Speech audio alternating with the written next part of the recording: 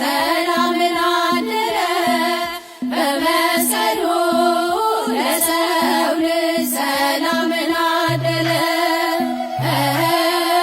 በመስቀሉ ለሰው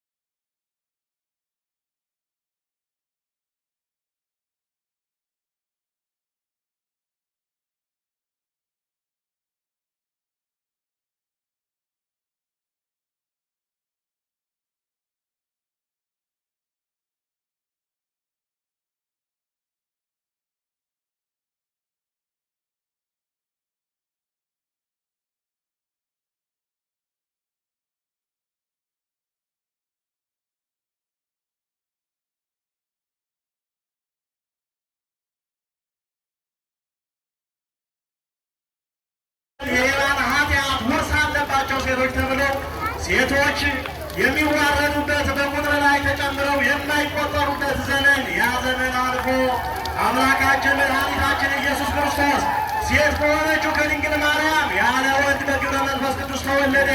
እነሆ መስቀሉ ወንዶች ቀበሩ፣ ጠላት ቀበረው።